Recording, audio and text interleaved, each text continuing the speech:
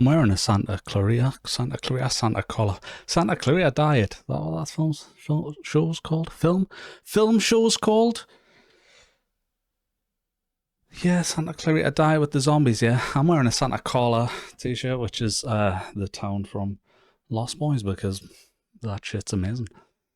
Yeah, I just wanted to talk about how I tried stand-up comedy for a couple of years, what I learned from it.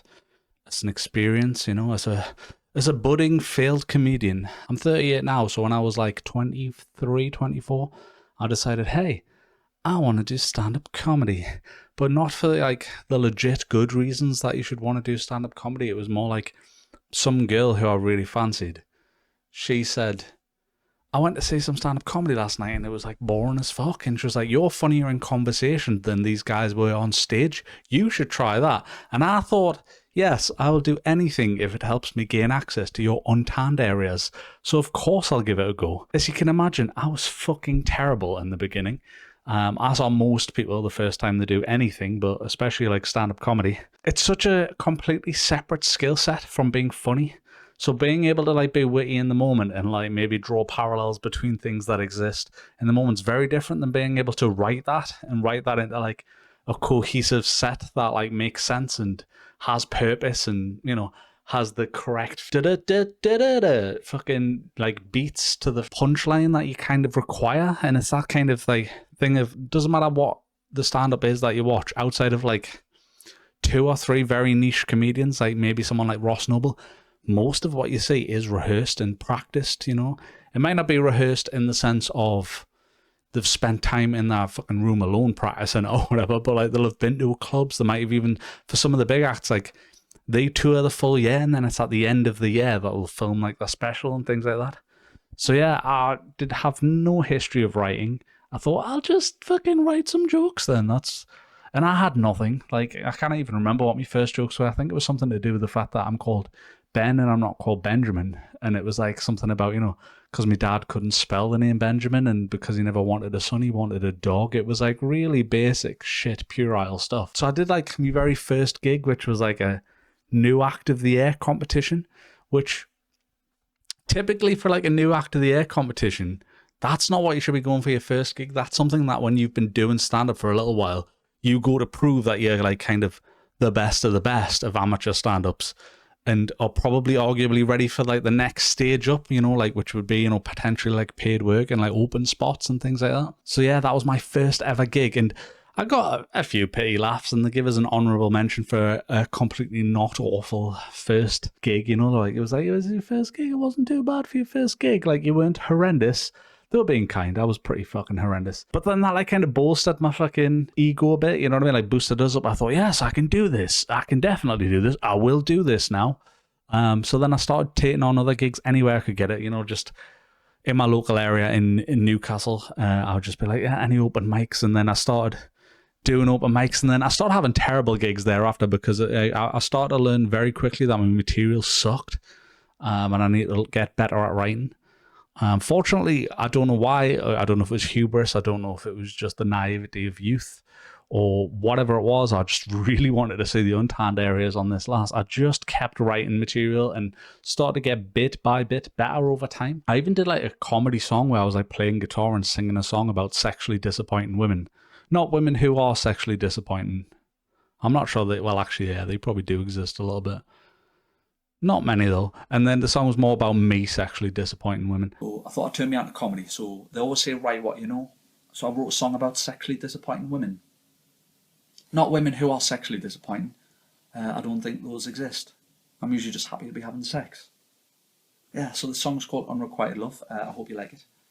And it goes a little something like this. Well, actually, it goes exactly like this because it's my song. And then that started doing really well. And then I kind of became like the guy who like played guitar and fucking sang, kind of like, oh, come and do your fucking comedy song. And I did like a bit that led up to it. And I realized I didn't want that. I wanted to be like a spoken word comedian. And then things turned around. And like I started actually going well. So I did comedy for like, I want to say 2 and a bit years, 3 years. I've got a terrible memory. I've got ADHD. But yeah, I think that's a massive thing within the comedy community is that it's mostly neurodivergent people. And I recommend that anyone just go to your local fucking open mic night, because even if some of the jokes aren't funny, like it's like kind of a once in a lifetime thing where you'll see someone who probably won't do stand up ever again, or probably shouldn't do stand up ever again, do stand up for like, 5-10 minutes straight. And it's just so interesting to see like the kind of development. And one of the things that everybody does when they first start is they just start talking way too fast, it's that thing of you practice in your mind, or you maybe practice, say, friends, or you have a previous gig and you think this, or you've written it down and you've read it word by word and you think, this is 5 minutes of material. Then they go up on stage and you say it so fast. It's like, oh, here's 2 minutes of material and none of it was good. Because that's a big part of stand-up, is like learning about timing, trying to learn how long that your material lasts and kind of keeping to your time. People really fucking hate, like, comedy's really bitchy. People really fucking hate if you overrun because you're cutting into their time. Underrunning isn't as frowned upon as much, as long as it's not like crazy, you know what I mean? So if you were booked for 15 and you did 5, then they'd be annoyed. But if you were booked for 15 and you did like 11 or 12, someone wouldn't be too pissed, because you still did, if it went really well, you know what I mean? If you had like an absolute fucking barnstorm in 12 minutes, I don't think anyone would give a shit if they'd booked you for 15 but you smashed it at 12. But yeah, there's lots of little nuances like that. But you should definitely go and like support your local gigs, because there's just nothing like it. One of the first gigs I did when I decided I was going to start traveling, I think it was about halfway through my first year, I decided I'm going to take this more seriously. I'm going to start traveling. I can drive. I'll start driving to places. And I started doing gigs, and I booked these gong shows for like 2 consecutive weeks, which was the Frog and Bucket, I think it's called. And there's one in Preston and there's one in Manchester. I think there's one somewhere else as well, but I only did those 2. And yeah, I went down, I drove down to Preston, never been there before in my life, never been there since. Get there, park, find the venue. And then when I get there, there's like kind of like a holding area for where the comics are, where it's just, the people who are going to be on the show. And because it was a gong show, the format is that essentially they give 3 cards out to 3 random people in the crowd, and then X Factor style or Britain's Got Talent style, if all 3 cards are up, that's like 3 X's and you're off. And you're competing against, sometimes 12, sometimes 10 to 30 comedians. It depends, you know what I mean? Because some people will literally go up and do like a minute and then be gonged off, you know what I mean? So I'd driven all the way down. I found out I was on last, which, that, I think that has its like positives and negatives, like being on last is cool in the sense of you're going to be the freshest in their mind. It sucks as in like, by that point, people are pretty fatigued because they've seen 30 acts, and realistically, like, most of them were shit. And also they're just much drunker by this point.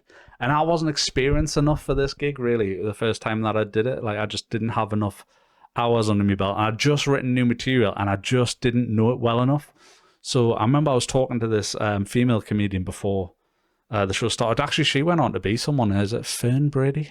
Fern Brady, who's like on BBC Two and shit.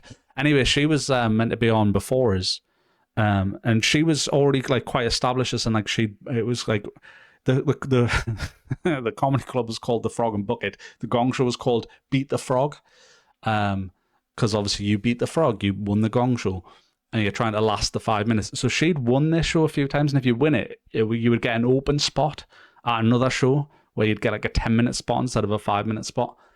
So she'd won this a few times, I think, already by this point. So she'd went to try new material at the gong show, which was wild because, like, typically you want your best stuff because you're trying to last. And she was on just before me, so like second last. And I thought, oh, well, she's going to win this. Like, she's going to smash it sort of thing. So I went to the toilet. I was like dying for the toilet by this point because I was just fueled entirely on energy drinks. I was drinking those fucking, I don't know why it was so bad for us, but during that time period, I was drinking nothing but like them bright pink Rockstar cans. It was like the guava flavor. I was drinking like 5 a day and I didn't know I had ADHD. And I like wondered why, my heart was racing all the time, but like it didn't fucking give us any other energy outside of that. But anyway, she fucking was on before us, so I thought I had time. So I went literally, and I'm in the toilet with, little Benny out having a wee, and then I hear I get gonged off, and then they're like calling me name, so I'm like washing my hands. I'm like, fuck, I've got to like run. So I literally sprint to get on stage, and I'm on last, and I just didn't know my material enough. And I just forgot it halfway through. And the only material that my mind would give us in that moment was like me shitty fucking name stuff about, basically, having a dog's name. And, you know, like my dad not wanting a son and wanting a dog instead. And me being like, you know, I should have known it was weird that I didn't have like a fucking bed in the back fucking in the house. I had a fucking kennel in the back garden. Like, it was really fucking corny shit. So I remember like doing some fucking joke, and it was like really niche joke that was like would only fucking work in the UK, and it didn't work anyway. And I got basically heckled from this woman at the front, but it was like just a heckle that it was like such a low volume. It was just for me, and she was like, "Oh, fuck off."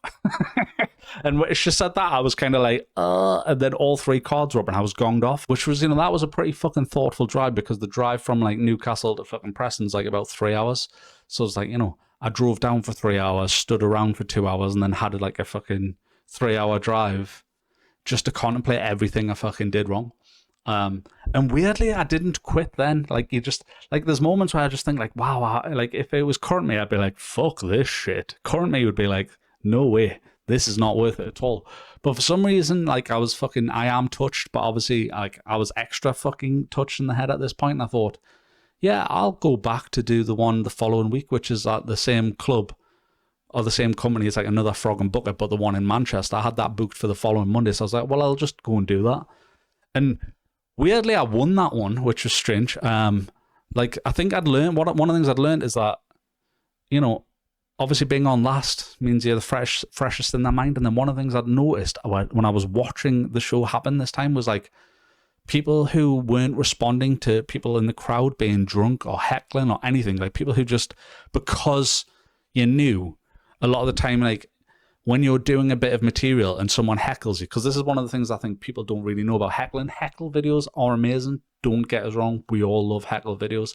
But like, the comedian fucking hates being heckled. It doesn't really matter who the comedian is. I know Jimmy Carr's like an example of someone who like goes out of his way to be like, this is the portion of the show you can say what you liked of us, and then I'll bounce back to you, blah, blah, blah. But most people don't like that because they've got a set amount of time. So if you've got 10 minutes and then you shout something out, I now on the fly have to not only come up with some sort of amazing punchline to fucking put you down in that moment, but I have to on the fly like edit my set and be like, well, how long was that? That was probably about 30 seconds where that guy said something, and then like the crowd laughed, and then I had to wait for them to stop laughing so that I could say my fucking like rebuttal, that be heard, then that gets a laugh. So now I've lost a minute, and it's like, and my set's fucking 10 minutes, and I've been doing it enough times to know that it's 10 minutes. So now I need to lose a minute of material, but yeah, my set still has to be cohesive. So like, that's the thing of like, everything you say on stage is practiced and like covered. So in the moment, it's almost kind of freeing when you know your set really well, because when you know your set really well, you say it on autopilot. So you're just saying it and it's just flowing naturally from you, like it was what you always were meant to do. And then you realize like, oh fuck, I've got to edit this thing on the fly. So you're kind of on stage, you perform, but in your mind you're like, if I cut this bit out, will that still make sense? Don't do the jokes about the dog. It doesn't make fucking sense. So I'd noticed people just getting like, all the other comedians, a lot of people were getting gonged off because they just weren't responding in that moment, because they didn't know either how to do it, or they're like, in their mind, they didn't know how they were going to get back to the material. So they just continued with the material and like killed the fucking room. You know what I mean? So I'd noticed there was obviously like loads of drunk people. And I just thought, if anyone says anything, I'm just going to respond to it in the moment. And I was doing a bit, I was like 24 at the time. I was doing a bit about like, you know, 24 being that age where like 18-year-old girls are too young, you know. Not that they're literally too young, just like none of them will sleep with you, much like 24-year-old women, something like that. Something to that effect. And then some girl said something to a friend, but like it was loud enough that people heard and stopped, but didn't know what she said. So I had to stop and just like address it. And I was just like, oh, what did you say? And she was like, oh, well, she said she'd sleep with you. And then I was like, all right, a fucking biz. Like, what can I say? I need to make this funny. I can't just say, yes, please. I'm fucking desperate. Like, I kind of fucking, not that I was actually that desperate at that point, but you know what I mean? Like, I kind of just say that in that moment. So I said something to the effect of like, oh, well, I'll hold you to that. In fact, I'll hold you down for that. It's on like Donkey Kong, you know, I won't throw any barrels at you, but I am quite hairy. Something to that effect. And then that got like a massive like applause break. And then like the rest of the set just flew. And then somehow I won. Not only did I beat the frog, then it went to like a clap off at the end for who like was the best of the evening, and then I won. And then obviously went on to do like the 10-minute sets and stuff like that.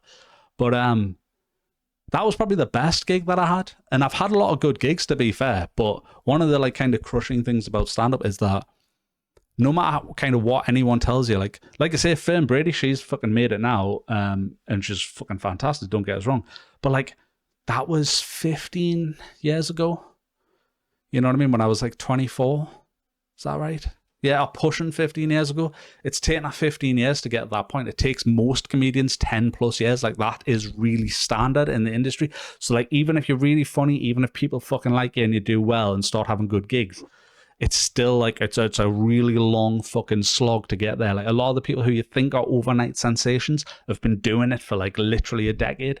And I did it for like, I'm sure it was something ridiculous, like 2 or 3 years, like not that long. But it was going really well, but I just didn't actually like the lifestyle. So like, I had some fucking absolute barnstormer gigs, you know. I got a fucking gig with like Lost Voice guy, the guy who won Britain's Got Talent and stuff, Lee Ridley, like great guy. Much fucking more harsh in person than he is in his fucking stand-up, actually. Which I'm all for, because I'm a horrible bastard. You should definitely watch me podcast Blumpkin if you want to see how much of a horrible bastard I am.